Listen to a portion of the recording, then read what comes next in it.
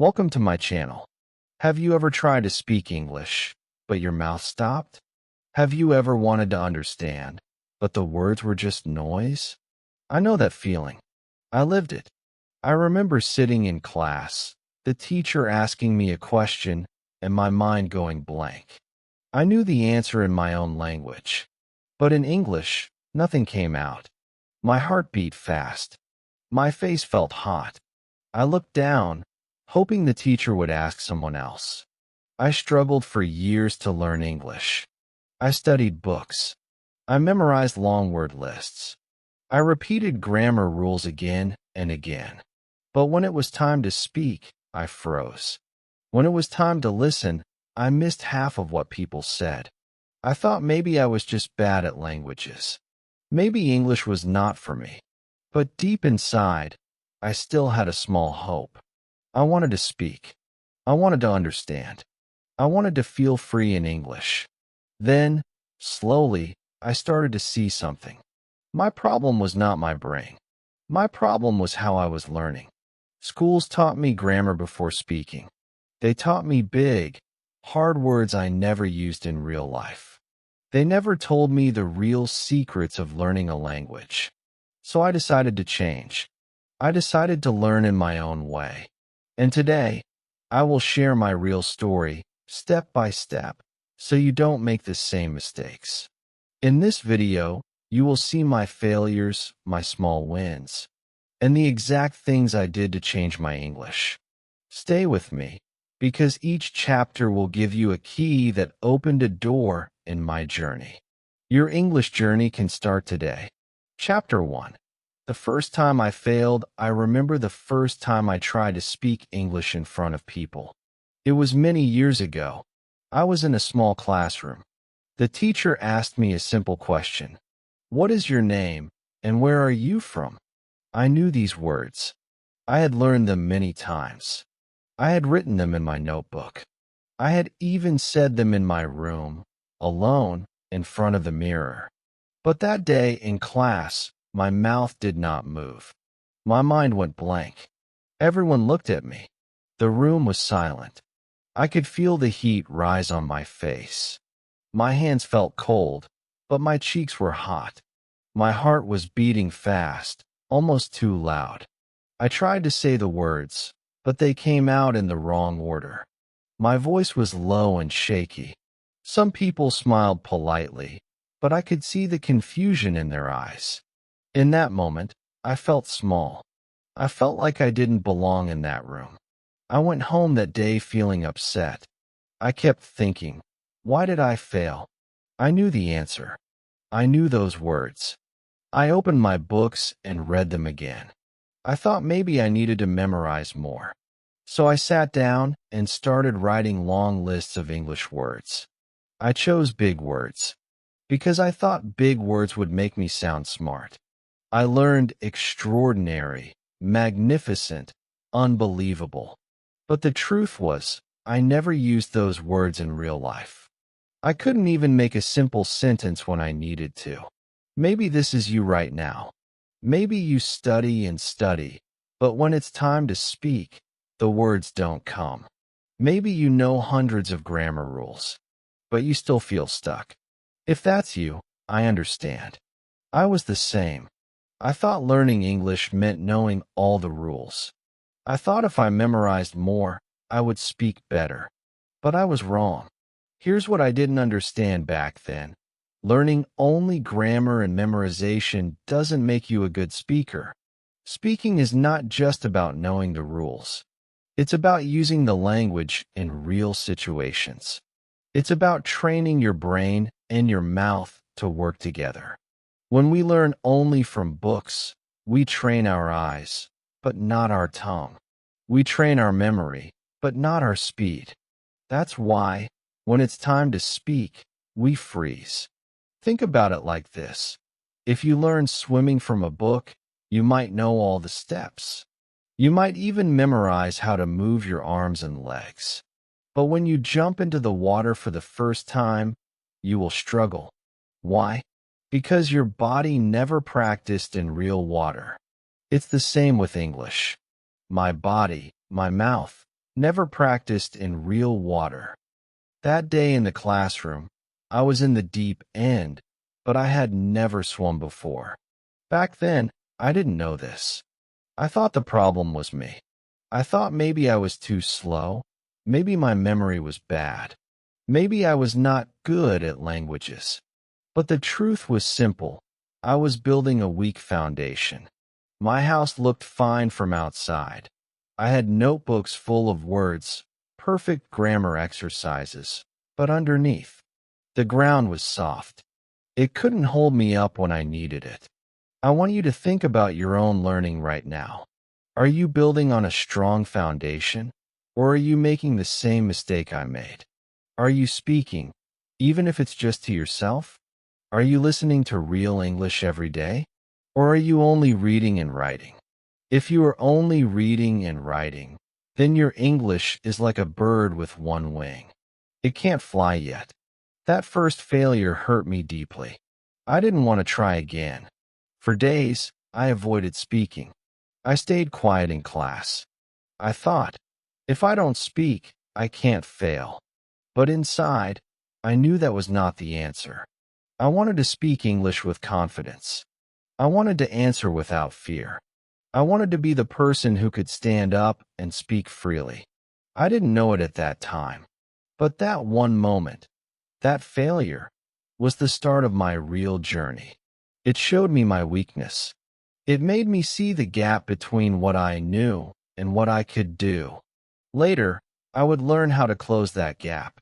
Later, I would find the methods that actually worked. But in that moment, I was still standing on a weak foundation.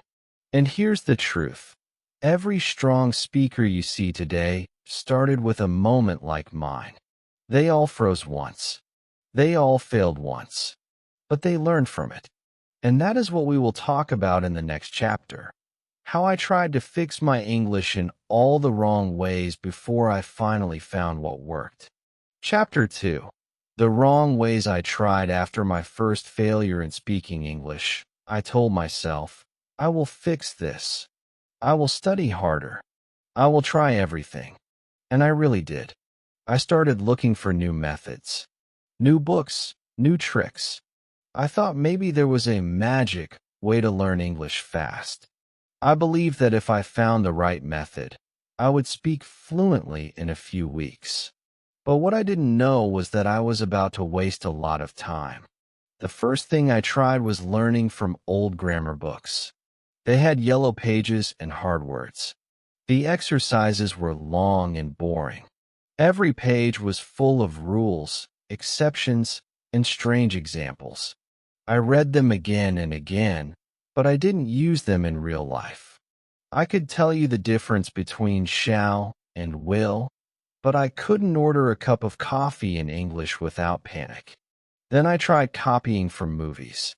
I thought, if I just watch enough movies, I will learn to speak. So I played English films every day. I repeated lines from actors. I even tried to copy their accents. But there was a problem. I didn't understand most of what they said. I was only copying sounds, not meaning. And because I didn't understand, I forgot everything the next day. It was like trying to sing a song in a language I didn't know. It sounded okay, but I couldn't use it in a real conversation. Another method I tried was using a dictionary for every single word. I thought if I understood every word, I would understand English completely. So I carried a dictionary with me everywhere. Whenever I heard or saw a new word, I looked it up. But I didn't stop there. I wrote the word down with its meaning in my notebook. My notebook became thick with hundreds of words. But here's the truth. I didn't remember most of them. I knew their meaning for 1 or 2 days. Then they disappeared from my mind. I even spent money on expensive English courses. They promised fast results. They showed smiling students speaking perfect English in their advertisements. I joined, full of hope. But in the classroom, it was the same story. A teacher speaking most of the time, students listening silently, everyone afraid to make mistakes. We filled our books with notes, but no one practiced real conversation. After weeks of classes, my English sounded exactly the same. My wallet was empty, but my mouth was still quiet. The emotional weight of this time was heavy. I felt like I was doing everything right, buying books, taking classes, studying every night, but my progress was almost zero. I started to think maybe English was too hard for me. I compared myself to others who spoke better, and I felt small. It was like walking in the same place, working hard, but never moving forward. Then one day, I had a small realization. I noticed something about the way I was learning. None of it connected to my real life. I was learning words I never used. I was practicing sentences I never said. I was reading stories that had nothing to do with me. And that's why I forgot everything so fast. My brain was not interested. Here's the educational truth I discovered later. The brain remembers better with emotion and daily use. When something is connected to your feelings, your brain treats it as important. When you use something every day, your brain keeps it fresh. But if a word or a rule is never used, your brain throws it away to make space for other things. Think about it. You never forget your own phone number, your birthday, or your best friend's name. Why? Because they are connected to your life. But you might forget the capital city of a country you don't care about. That's what was happening with my English. I was filling my mind with capital cities instead of phone numbers. This gave me a little hope. Maybe the problem wasn't me. Maybe the problem was my method. Maybe I wasn't bad at English. Maybe I was just learning in the wrong way. This small thought changed everything. I started to believe that if I found a better way to learn, a way that connected to my daily life, I could finally make real progress. At that time, I didn't know exactly how to do it. I still made mistakes. I still felt lost. But I stopped blaming myself. I stopped saying, I can't learn English. Instead, I started asking, how can I learn better? And that question opened the door to my first small win, a win that made me believe in myself again. In the next chapter, I will tell you about that small win. It wasn't big, it wasn't perfect, but it was the first time I felt English working for me instead of against me. And that small moment gave me the courage to keep going. Chapter 3. The first small win. It happened on a hot afternoon. I was walking through the city, feeling tired from another long day of studying English. My stomach was empty, and I decided to buy something to eat. I saw a small fast food shop. Normally, I avoided places where I had to speak English, but that day, I told myself, just try. I walked in, my hands a little sweaty. There was a menu on the wall. I already knew what I wanted, a burger and a drink. My heart was beating fast. I stood in line, repeating the sentence in my head. I would like a burger and a Coke, please. It sounded simple, but for me, it felt like climbing a mountain. When it was my turn, I stepped forward. The worker smiled and said, "Hi, what can I get for you?" My mouth opened, and somehow, the words came out. "I would like a burger and a Coke, please." I was slow. My pronunciation was not perfect. But the amazing thing happened. She understood me. She repeated my order, took my money, and gave me the food. That moment felt like magic. I sat down with my burger and Coke, smiling like I had just won a big prize. Yes, it was only a small order. Yes, I made mistakes. But I had spoken English to a stranger, and they understood me. No teacher was there to correct me. No one laughed. I had survived, and even better, I had succeeded. This was my first small win, and it changed something inside me. Before this, I thought speaking English in real life was dangerous.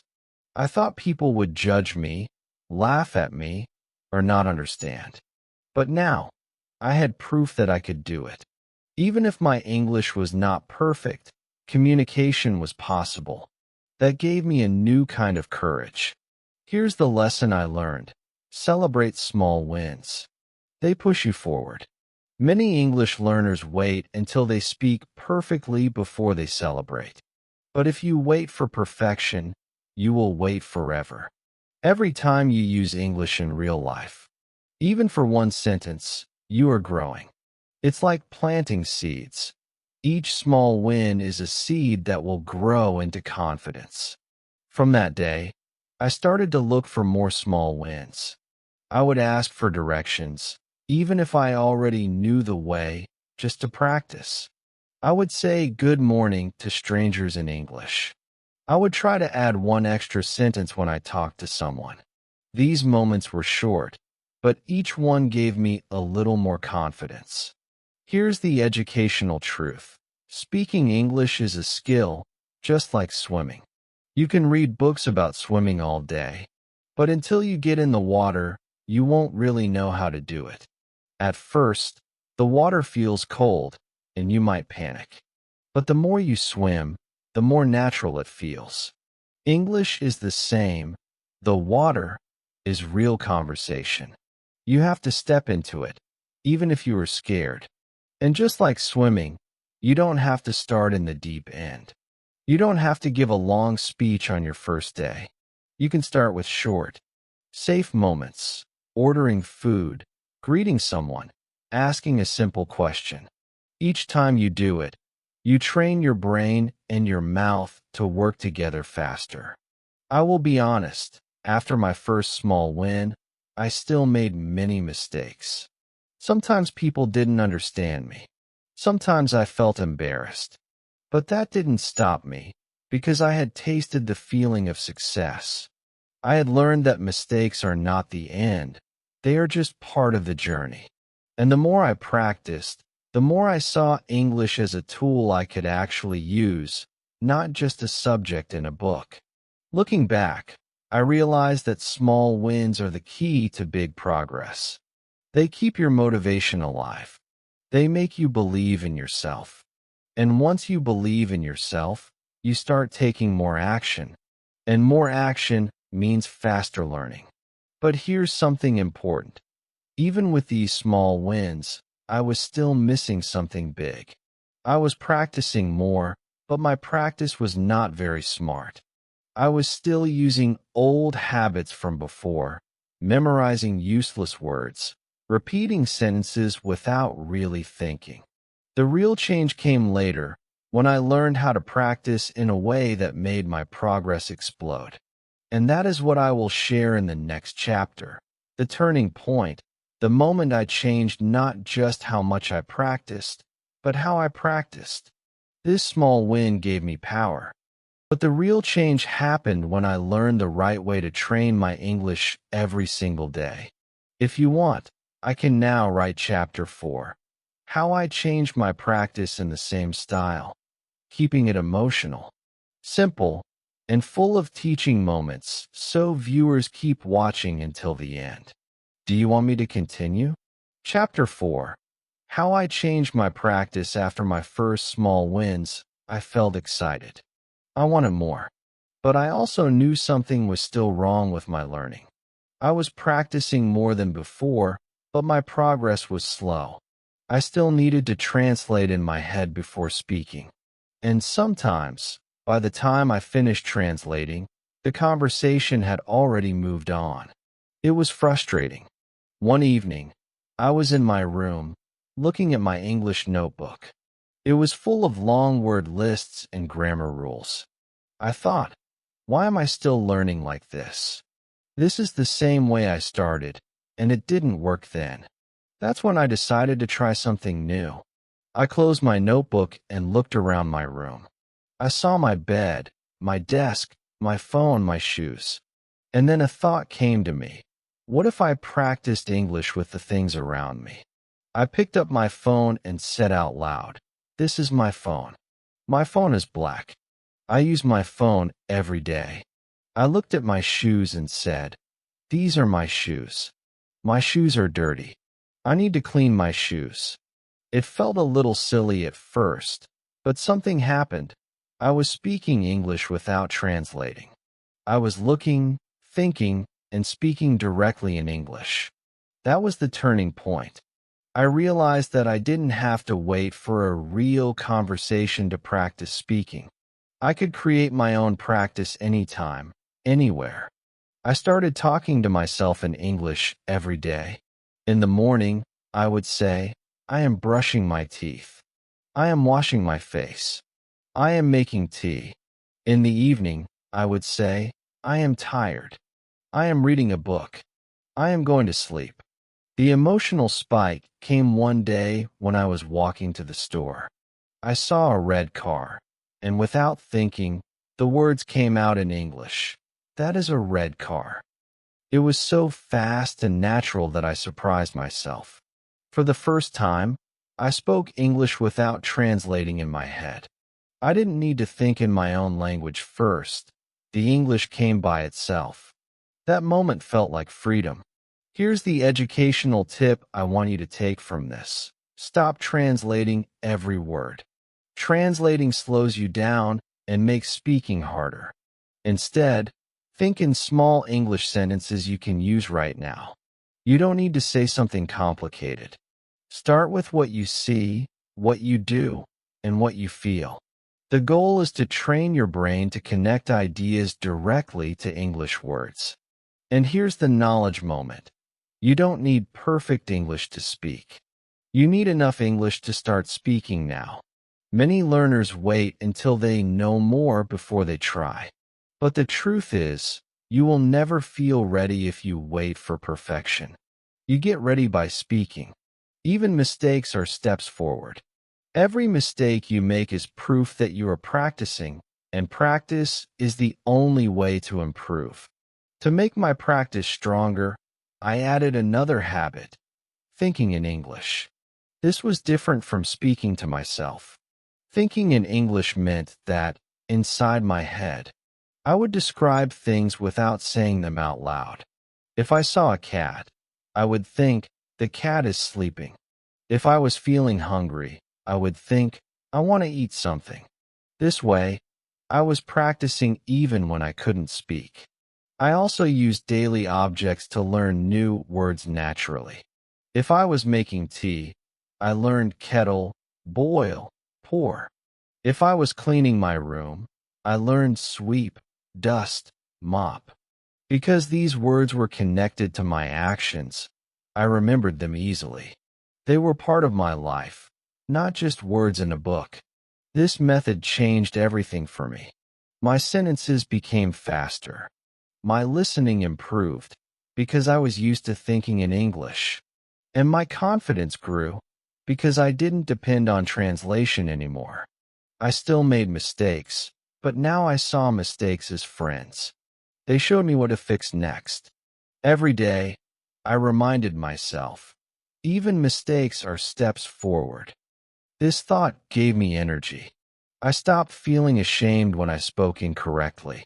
I knew that every sentence I said, right or wrong, was training my brain and my mouth to work together better. Looking back, I realized this was the point where my English started to feel alive. I was no longer a student who studied English as a subject. I was a person living with English, using it every day in real life, even if only in small ways. But the truth is, my journey was not always easy from here. There were still hard days, days when I wanted to give up, days when I forgot words, days when people didn't understand me. And in the next chapter, I will tell you about those hard days and how I kept going, even when it felt impossible. Because if you can survive the hard days, nothing can stop your English. Do you want me to go ahead and write chapter 5? The hard days and how I kept going in the same powerful, beginner-friendly style? It will keep the viewer deeply connected to your story. Chapter 5. The hard days and how I kept going. Not every day was a victory. After my first few wins in English, I thought the road would be easy. I thought I would just keep getting better and better. But life had other plans. Some days, I forgot the words I had learned the day before. Some days, I spoke to someone and they didn't understand me at all. I remember one time I tried to order coffee, and the waiter looked confused. I had to repeat myself 3 times. By the end, my voice was shaking, and I just wanted to hide. It wasn't just strangers. Sometimes friends laughed when I made a mistake. They didn't mean to hurt me, but it still hurt. I felt the heat in my face, that same feeling from my first failure. I started to think, maybe I'm not good at this. Maybe English is just too hard for me. That thought was dangerous. It made me want to quit. But here's the truth I learned. Progress is not a straight line.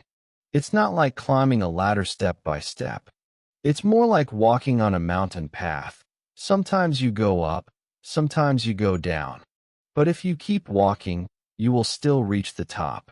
On my bad days, I remembered the small wins I had before.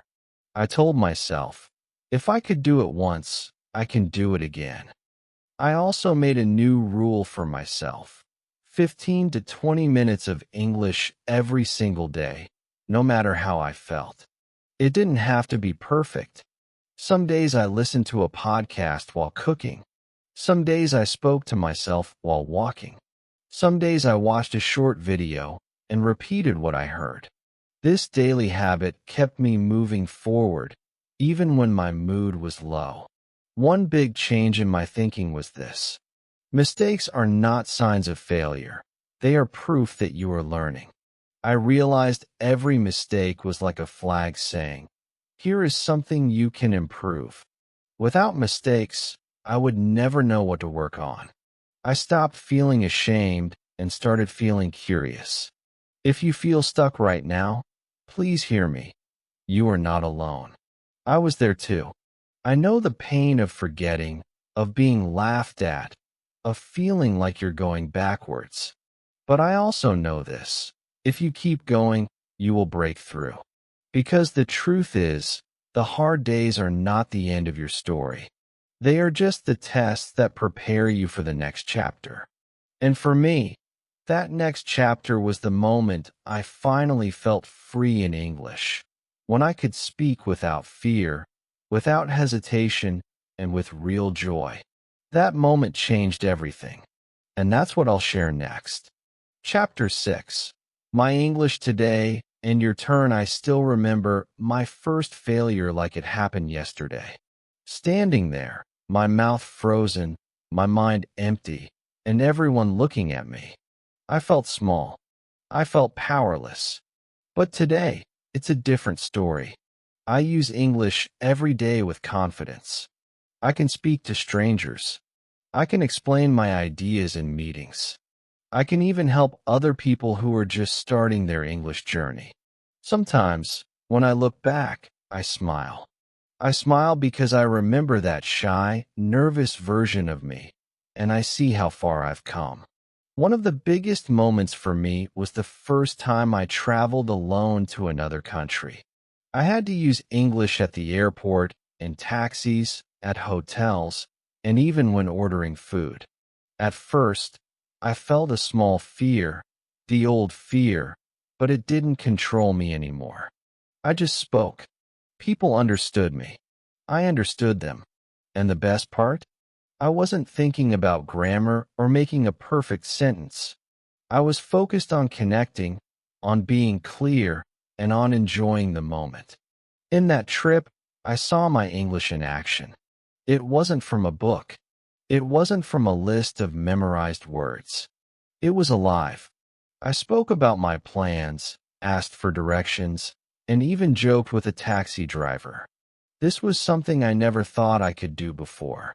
And while I was speaking, I remembered that first day I froze. I realized that if I had given up back then, I would have never felt this freedom today. So what changed? It came down to 3 keys, the same 3 keys I want to give to you today. First, start speaking early. Don't wait until your English is perfect, because perfect never comes.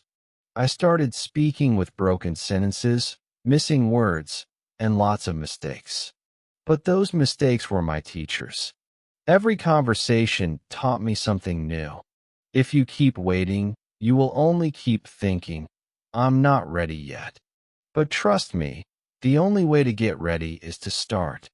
Second, think in English. This was the game changer for me.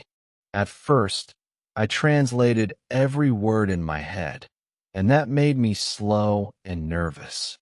But when I learned to think in small English sentences, I'm hungry, it's raining, I need water, my brain became faster. Speaking became natural.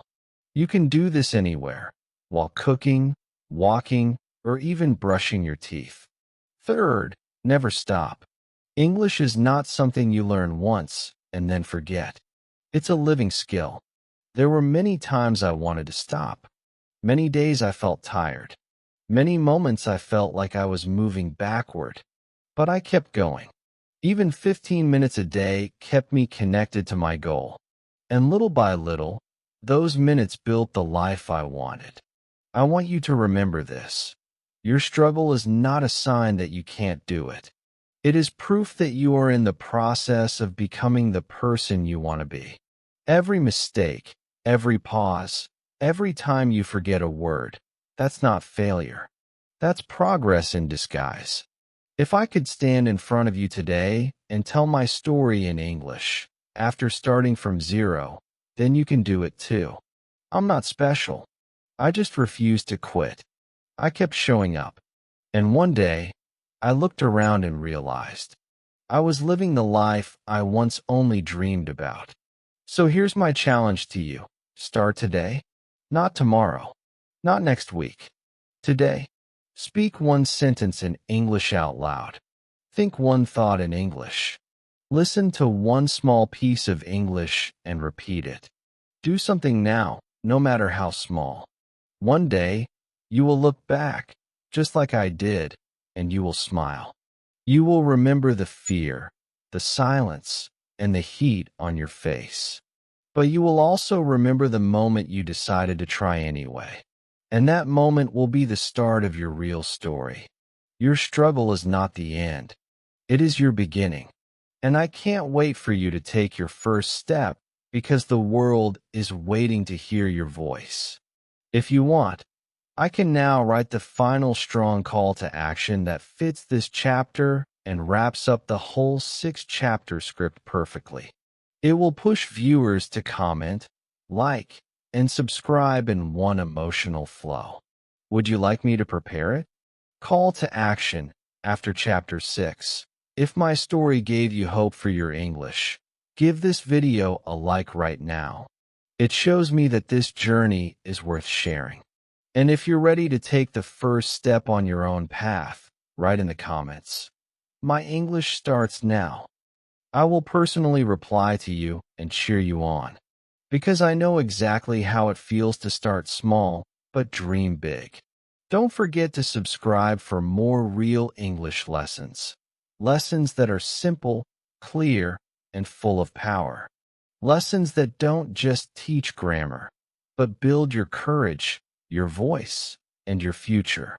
Your English story is not written yet, but every day you wait is a page left blank. So let's write it together. One word, one sentence, one win at a time.